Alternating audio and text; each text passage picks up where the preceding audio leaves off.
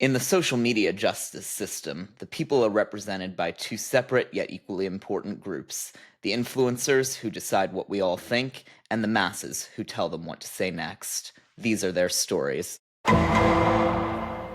So, Jordan, on that topic, remember last week when we talked about how we were about to live through a reality TV show presidency? Surprise, we're making a guest appearance in Law and Order first. You could not be more right. It's funny because Law and Order usually rips from the headlines, but as tragic as it is, the news cycle and the online reaction around the assassination of Brian Thompson, CEO of United Healthcare, last week has really felt like the headlines themselves are ripped from the show this time. So, on this episode of Concepts of a Pod, we are going to be doing a deep dive into what is quickly shaping up to be the trial of the century, which is kind of hard to beat after. What we've seen the last few years. But then we're going to talk about the unique political environment that led up to the perfect storm of events and looking at our focus group results. And as always, we will take a few questions from the audience at the end of this episode. Let's get into it. Yeah, so the day it happened, when the news broke, I was going through my morning routine of listening to podcasts, watching documentaries, and I happened to be watching a video about 3D printed ghost guns, which it'll be interesting about Subtle that later. foreshadowing. Yeah, no, but it's scary though, because the reason I was watching this video was a couple weeks ago on Cyber Monday, I got a promo for a discount on a 3D printer. I've wanted one of those for a while. I figured I'd treat myself to a holiday gift. And so I watched a couple YouTube videos about how to get started with 3D printing.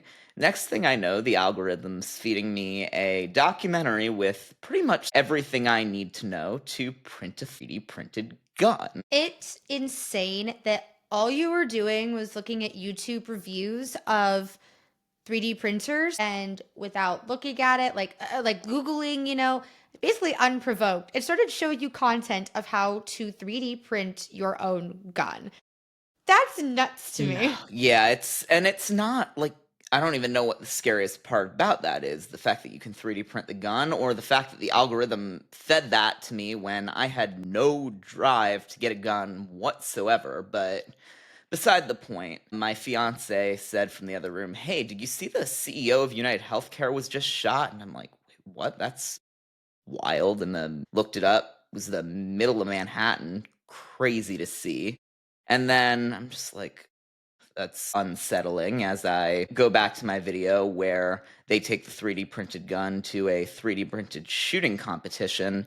And interestingly, I see that the 3D printed gun has a jamming problem, another thing that will come up later. But I go about my day and then scroll through Twitter and very quickly start seeing people celebrating the assassination, like anything ranging from jokes about whether or not the ambulance was covered by insurance or the hospital's in network, which, tasteless as that is, like that falls within the realm of jokes you'd see on South Park. Like, I'm not going to fault anyone for making those jokes, especially if they've been through problems with the healthcare system themselves, but very quickly turned into "I'll protect the murderer." That so bothers me. I had a conversation actually with one of my friends earlier today.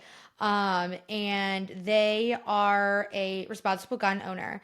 It was a super interesting conversation because at the beginning they were like, "How do you feel about what happened?" And I was like, "What do you mean? Someone shot someone in the middle of broad daylight in Manhattan with a 3D printed gun. I think there's a lot of things wrong with the situation." And this person's response was, "Well, Luigi's hot, so why does it matter?" And that brings me to what makes me really angry about this whole situation. I've been on Twitter, like political Twitter, for quite a while. And there's a lot of people that I follow who are making jokes about how attractive the shooter was.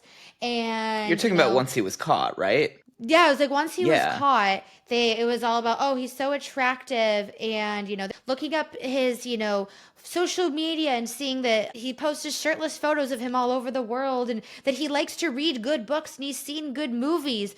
And I just think it's so wild that they're like, he's a normal person, but the CEO of this company like was not a normal person, you know? Because he was a CEO, there's no way he could have had a normal life.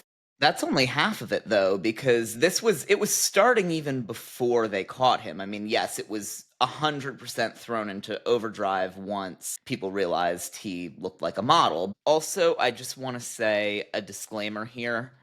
Anything we are saying tying Luigi Mangione to the shooting of Brian Thompson is at this point alleged. Throughout this podcast, we are going to talk about what we've seen in the news as well as what was written in his manifesto. And all the reactions that we've seen online, Yes. all of And this is alleged. we are working on the assumption that everyone in the world has right now. But again, that has not been proven in a court of law. So just want to say that anything we discuss here is alleged at this point. But before that, even as he was running away, when the hostel released that photo to the police, people were commenting on Twitter, don't stay at that hostel, they're snitches, stuff like that. And this guy knew it would happen too. Like, it's almost as if he wanted this to happen. He, on the shell casings, wrote deny, defend, depose, which are terms that have to do with criticizing the healthcare industry. I don't know if you saw, but they found later that day his backpack was full of Monopoly money abandoned in Central Park. Like, that's not little tidbits to lead the audience as this story continues in the media.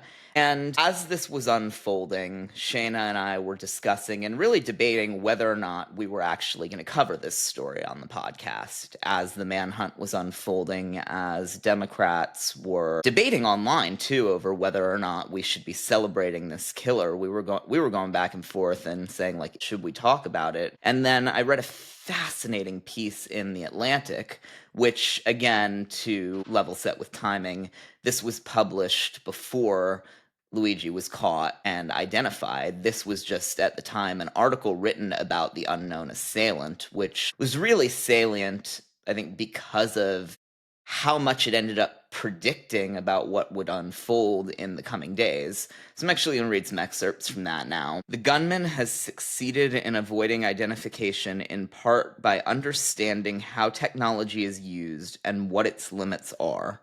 This killing raises the probability that our surveillance network, an intricate web meant to enhance public safety and private security, has become so obvious and intrusive that criminal perpetrators can figure out how to dodge it. Ted Kaczynski, the Unabomber, hid in the Montana woods as he killed 3 people and injured more than 20 in a nationwide mail bombing campaign in an effort to highlight the dangers of modern technology. That's, I just think, to when the NYPD or like, this is some like criminal mastermind. And now we found out it was an angry 26-year-old kid who had been screwed over by the system. It's just interesting, to see how all of that fits together. It's interesting, and it reminded me of a Law and Order SVU episode I saw a while ago. It was actually one of many that was based on real life, based on a tragic shooting that happened in Isla Vista, California, at UC Santa Barbara in 2014, when a young man who was frustrated that he had had trouble finding companionship, finding a girl to like him, was so upset by this and blamed women for depriving him, so much so that he recorded a video about that, wrote a manifesto, uploaded the video before shooting up a sorority house at UC Santa Barbara. So it's interesting. I mean, on one hand, many people would say, how could these cases be related? One man was fighting injustice by going after a corrupt CEO, and one was just an incel. But look at the way that the community of other people online who unfortunately fall into that same category of incel and blame the world about how they can't find companionship, they saw this man as a hero. So really, when it comes to justifying murder, it's all in the eyes of the beholder, and really makes you ask yourself, do you want to justify this? And I pose that question to anyone listening who may think this is justified or not care about the cold-blooded murder aspect of what's happened here, of this story, as we've become so desensitized to violence. So it's really Yeah. interesting. And I want to read, reporters have been debating whether or not to cover the manifesto that Luigi wrote. And I think it's worth hearing the words in the manifesto so that we can be as informed as possible about this situation. To the feds, I'll keep this short because I do respect what you do for our country. To save you a lengthy investigation, I state plainly that I wasn't working with anyone. This was fairly trivial, some elementary social engineering, basic CAD, a lot of patience. The spiral notebook, if present, has some straggling notes and to-do lists that illuminate the gist of it. My tech is pretty locked down because I work in engineering, so probably not much info there. I do apologize for any strife of traumas, but it had to be done. Frankly, these parasites simply had it coming. A reminder, the US has the #1 most expensive healthcare system in the world, yet we rank roughly number 42 in life expectancy. United is the largest company in the US by market cap, behind only Apple, Google, Walmart. It has grown and grown and grown, but as our life expectancy? No, the reality is these indecipherable have simply gotten too powerful, and they continue to abuse our country for immense profit because the American public has allowed them to get away with it. Obviously, the problem is more complex, but I do not have space, and frankly, I do not pretend to be the most qualified person to lay out the full argument. But many have illuminated the corruption and greed decades ago, and the problems simply remain. It is not an issue of awareness at this point, but clearly power games at play. Evidently, I am the first to face it with such brutal honesty. 262 very purposeful words. Yeah. One of the things that makes me so angry about this whole situation, and specifically the response that people have had, a lot of the people that I am seeing, these jokes from, and these, saying, oh, Luigi's a hero, they work in politics, and they've worked alongside me in politics. I've worked alongside them. Our goal, when I think anyone goes to work into politics, no matter which side you're whoever you're working for, is that we are working to make the world a better place and putting our anger into something productive. Yeah. Going and shooting one CEO in broad daylight in Manhattan with a, 3D printed ghost gun is not putting your anger into something productive. I am angry about the world and the way this country and the government functions. If you've followed me on social media for a long time, or you've watched any of these past, podcast episodes, or talked to me, I think you understand and share a lot of the sentiments that I do, that this country and the government is really messed up. Things don't work the way they are supposed to, but I don't put my anger into violence. And, I go and I put in the work. Other people put in the work to talk to people about the important issues that are affecting us, such as healthcare and the cost of healthcare. We don't go shoot the people that are making it more difficult. That doesn't help with anything. It doesn't help with anything.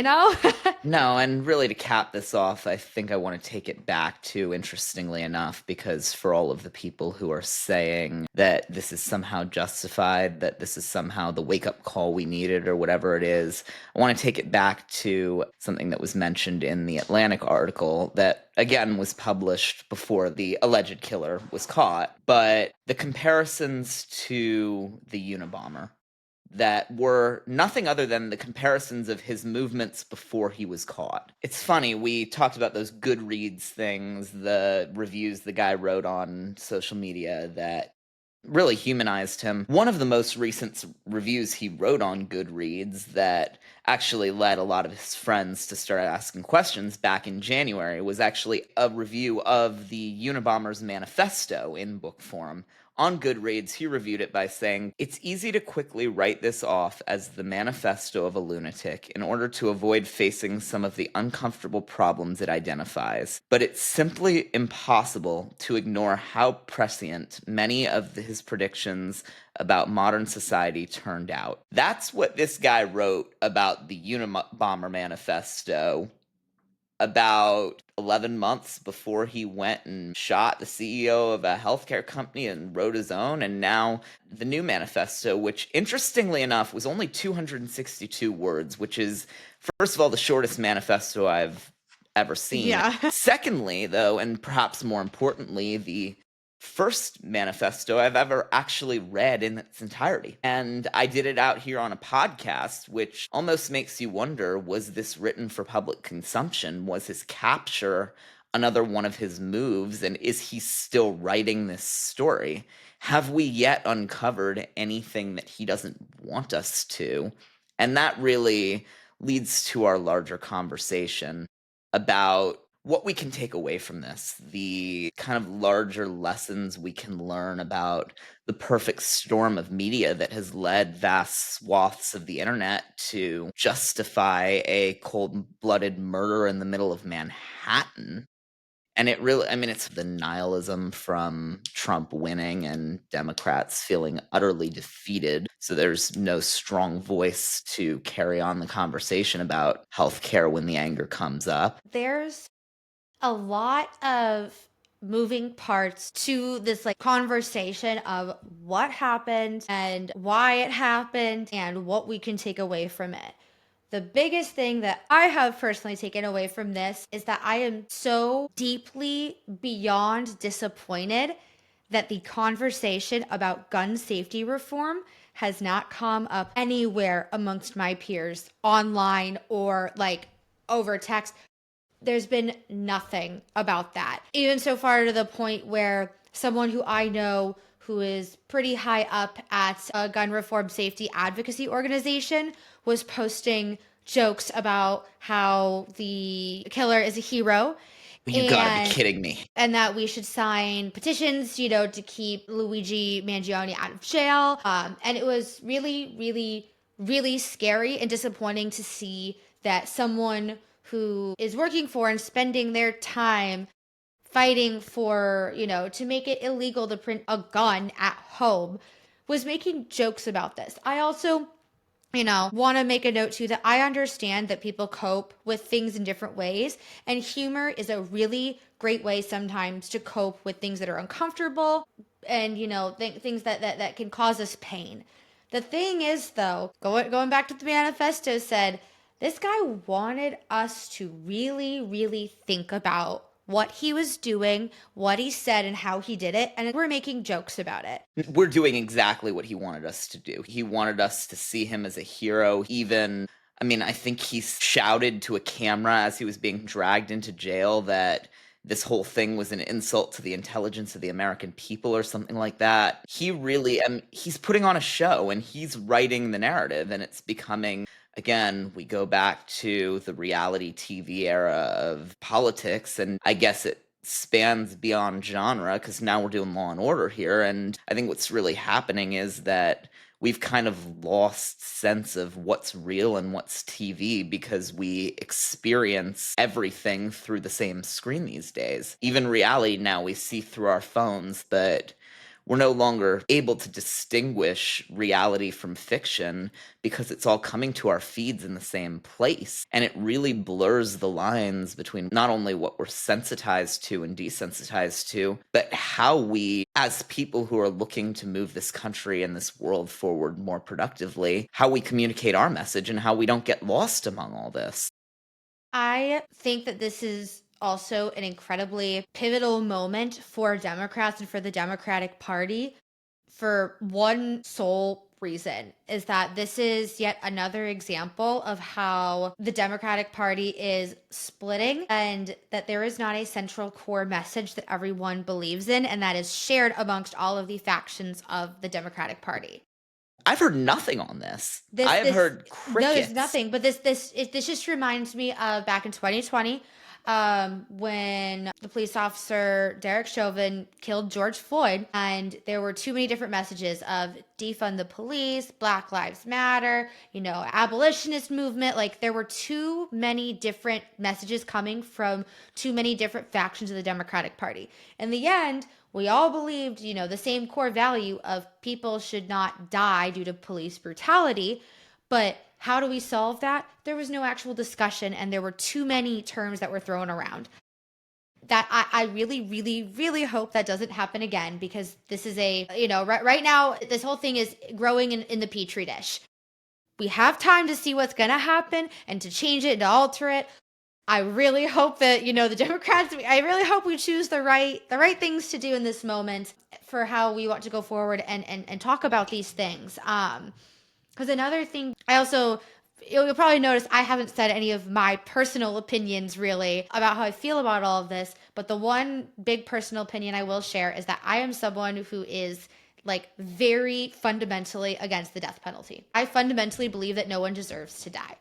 And so that's where a lot of my thoughts are coming from for this whole conversation. And it's really interesting to see that a lot of people on the far left are like, I support the fact that, this guy went and shot a CEO. I don't care that he died. I'm happy he died. But these people are trying to fight, to keep innocent people out of jail, or innocent people from being executed for crimes they did or didn't do. And it's just interesting to see, what constitutes someone deserving to die and how they deserve to die. 100%. And again, I think to circle back here, we're not talking about every single person who made a joke or post critical of United Healthcare. Like, if you saw that he was shot and tweeted something like, I don't know, I hope the ambulance was in network or something like that, or thoughts and prayers aren't in network or whatever. Not my cup of tea, not what I would personally tweet, but that's not what we're talking about here. No, it doesn't cross the lines in the same way as people saying, you know what, I support us going out and shooting the CEOs. Yeah. Or I think what was worse, and actually something that's worth talking about for a second, a tiny little subplot of the day the shooting happened. The anesthesiologists lobby put out a statement on Twitter talking about how Blue Cross Blue Shield, one of United Healthcare's competitors, was quote unquote arbitrarily limiting the amount of anesthesia that could be given, implying that essentially Blue Cross Blue Shield put in a new rule that you could potentially not be given enough anesthesia to cover your entire surgery and have to wake up in the middle of it because insurance didn't cover it. The option was you have anesthesia for the full amount of your surgery time, but when you wake up, you've got a $10,000 bill slapped on to the rest of your $100,000 medical bill because you had to have extra anesthesia because the insurance Except companies know how long you should have anesthesia for. Except it was interesting because what really was happening was the anesthesiologists and their lobbying group's communications department picked a very convenient day to put out a spun statement about the insurance companies. Lo and behold, very quickly, people started tweeting out headshots of the CEO of Blue Cross Blue Shield, essentially implying that someone should go pop them next. And they reversed their decision. But it's funny you mentioned that people are posting, photos of the Blue Cross Blue Shield Anthem CEO, because right now in New York City, other companies that people don't like, they're going up and posting photos of the CEOs and putting their home addresses and personal information just out in public. So wrong. And it's interesting you say the reverse of that decision because this is way more nuanced than anyone realizes. And maybe we shouldn't be having very complicated healthcare debates at gunpoint, quite literally Maybe. quite literally at gunpoint, which is Maybe. the future that these people clearly want here. Yeah. So, No, maybe, just maybe. and that's not to say we shouldn't have a conversation about healthcare. We absolutely need to have a conversation about healthcare. I mean, look, Shayna and I, we went out on our own to start a new organization because we believed that the established Democratic Party wasn't doing what needed to be done. And with that comes the insecurity of not having employer-backed healthcare. even, when and if you have healthcare, if you are an entrepreneur or you're out on your own, you have your own business, your healthcare coverage usually doesn't cover everything anyways, and they pick and choose what should be covered, which, by the way, I just want to make this quick note here. Funny that, insurance companies think they know better than doctors for how things work.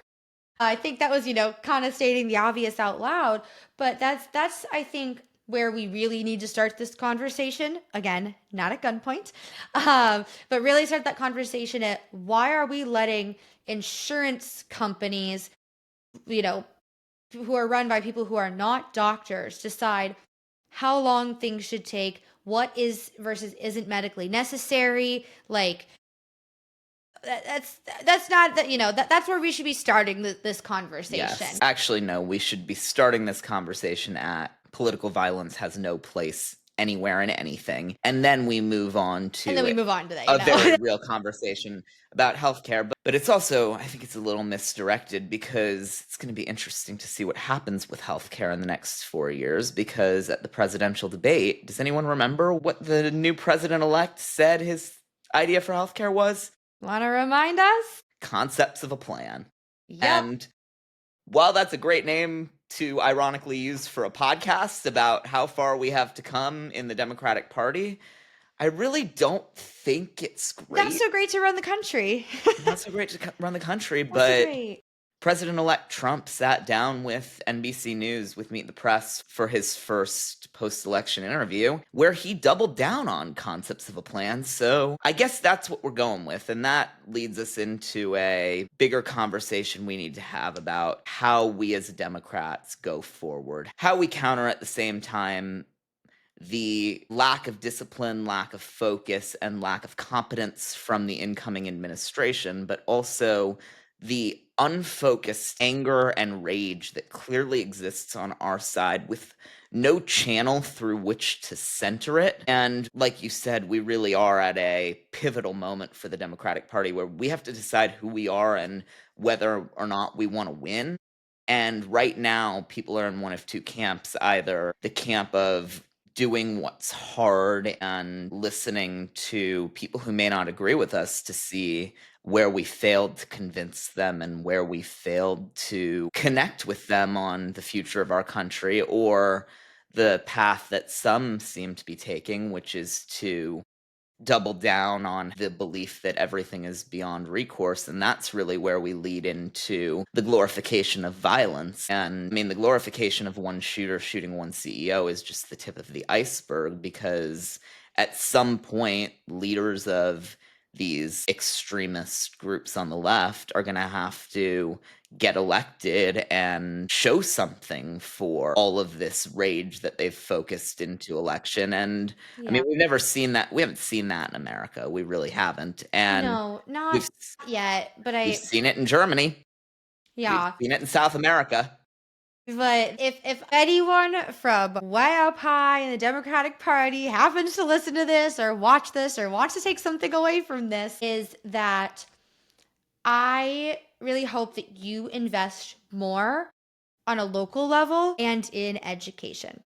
And more importantly than that, connecting with your base, with the true base of the Democratic Party. And no, that's not the people who get the most clicks and likes online, because those people are being inflated by the Russian and Iranian bots. They're the people who are giving $5, $10, $20. The people who the Harris campaign texted for money 5 times a day, but never actually had the scale and technological capacity to read their replies. And I want to bring up the focus group results on this whole healthcare debate now, because we asked a very small segment of the focus group about this, and I picked a very small segment because we did not want to send wide text messaging on this issue because it's such a sensitive issue. We wanted just enough to be able to get some data.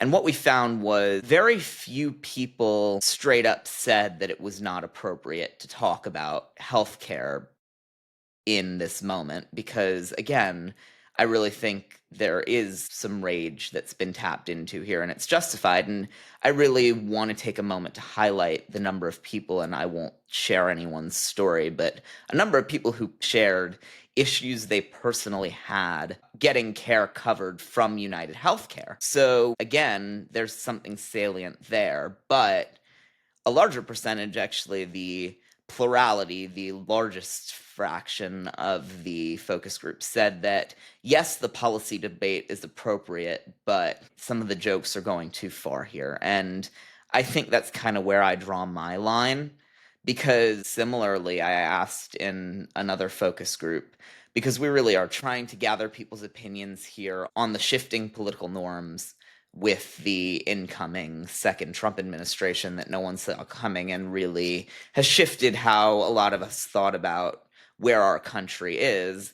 And we asked people whether or not they thought that Joe Biden should pardon the people on Kash Patel's enemies list, which the mainstream media are also saying it's a bit of a stretch. It's another example of norms being broken. But 71% of our focus group here says that Biden should do these pardons. And like, that's not split. And there's no comments about how we're upending norms here. So I really think it's not as cut and dry as Democrats need to stick to the norms no matter what, because that did lose us the election. I think that the biggest thing to take away from this is that, like, Democrats can't follow, quote, the norms anymore. They need to break the rules. Republicans have been doing that for years and years and years, and we can see where it's gotten them. Democrats have not been doing that. And if you know me, I'm a little goody two shoes. I like following the rules. But there's a time and a place to push those boundaries and to push those rules and to break those rules to, make things go forward. Yes, but more importantly than that, we as Democrats, if we're going to decide to break these rules, we have to make a promise to ourselves and to the people we represent and to the people we do this work for, that while we may break the rules to fix what's broken, we cannot lose our morality in the process. We have to stay in touch with who we are, why we got into this fight, who we're fighting for, and what we care about. And we also need to think about what precedents we set, because it's very different pardoning someone to defend them than it is, for example, as Hassan Piker suggested on Pod Save America a couple weeks ago, something to the effect of using the executive power while we have it to go after our own political opponents. And that just furthers the cycle of problematic behavior that will only escalate, whereas we should be breaking rules to reestablish civility and kind of temper the wild swings of extremism, because we do have to consider, even though we can break some rules and norms, that one thing we cannot break are the laws of physics. And as we know, as Isaac Newton said, every action has an equal and opposite reaction. And I think we've seen that in politics too. And Yeah. Yep. we need to be careful because, again, we justify the shooting of an insurance CEO how long before the alt-right, who, by the way, have way more guns than we do. A lot.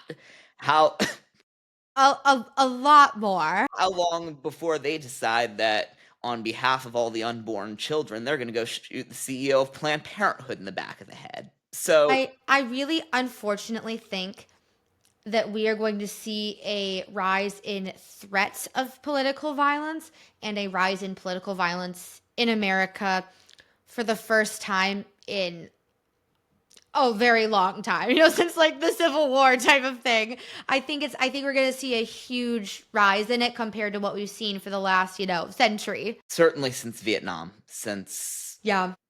since Vietnam and the unrest that followed. But I yeah, unfortunately think that's going to be something that we're going to have to look out for, which is, not fun and it's very scary, but that is the world that Twitter is pushing us to go to. yeah, and the only thing we can do, and the thing we have to do, is make sure that we, as the people who really want to drive this country forward, are making sure that the voices of moderation are heard, because social media algorithms, I think study after study, and I think just basic observation can show that social media algorithms tend to push extremism. So we, as the messengers of the future of the Democratic Party, of the future of the progressive movement, of the future of a more pragmatic progressive movement, really need to make sure that we're amplifying the voices of the people who do the work and the people who represent our real offline base, the ones knocking the doors, the ones at the doors being knocked, that really do decide the future of our country. So on that note, and as promised, like we always do, we're going to end this off with a few questions from the Q&A section of the focus groups that we sent out to inform this episode. So one of my favorite questions slash thoughts that I saw in one of the focus groups that we sent out, this person said, "I'm worried. We shouldn't have to be in a predicament like this in a democracy. The rule of law, what happened to it? I'm sickened and sad, but I saw it coming. I don't like fighting. Where is up? Where is down? How do we go forward?" This question really struck me because I really think that a lot of people are feeling the exact same way as you are. For the person who commented this, the what's right and wrong, which way is up, which way is down, what's right, what's left, has all completely gone out the window. And I would be lying if I said that I also didn't feel that way. Things are so upside down and flip-flopped. It's kind of tough to tell what's right and what's wrong right now, but it's going to sound super cheesy, but we're going to have to learn to get through it. And that's, I think, actually a big reason kind of why we wanted to start doing like a podcast and this organization, to reach out to people to help us all have a kind of collective space where we can say, what's going on, and figure it out together. Yeah, because it's really just, I mean, we talked earlier about how the media environment paradigms are shifting, how it's really the lines between what's real and what's not, what's true and what's not, What's real life and just what's on Twitter. Yeah, and I think it's interesting that we say that, because We're about to go into another set of unprecedented times with the exact same person from 8 years ago. yeah. And once again, I mean, I think we learned from the first time around that everything was made for TV. And I mean, Trump talks about central casting a lot. Everything he talks about is as if he's producing a show, and it's really because at his heart, the only thing he's ever been successful at is reality TV production. So he keeps going back to the one thing he knows how to do best. And now we're seeing this Luigi Mangione guy who, I mean, in his manifesto admits that this is quote unquote social engineering. And what he means by that is he knows exactly how we'll react to anything he puts out there, and he puts things out knowing what he wants us to see. And it almost makes me wonder if his strategy is to get the jury to vote that he's not guilty anyway. He took the time to think about every possible way people slash the media slash social media would and could and may react to all of this. Yeah. I made a joke earlier at the beginning of the episode about the social media justice system. It was a pretty cheesy Law and Order opening, I'll admit, but it really is. I mean, it's up to us to define right and wrong in the social media justice system, and it's become up to who writes the best story. And we need to figure out how to write stories of good, stories of justice, stories of what it's like for people to be reasonable and come together, and make those more compelling than the visceral draw of violence, extremism, and burning it all down, whether physically or symbolically. Yeah. That's, I'm not going to get into any of like the conspiracy theories about some of the like things that Luigi Mangione like posted online. There's a lot of conspiracy theories of, him posting pictures of certain cartoon characters, or only, tweeting so many words in certain social media posts and videos he had originally had up on his YouTube, and then were taken down. And there's all these conspiracy theories about what all these things mean.